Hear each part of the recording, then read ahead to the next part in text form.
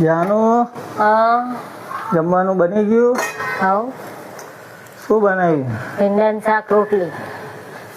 રોટલી તો હજી બાકી છે. તે હજી રોટલી હવે બનાવીશ, તમે ખાવા બેહો એટલે ગરમ ગરમ કરી આપો. તમે રસ લાયા કે નહીં?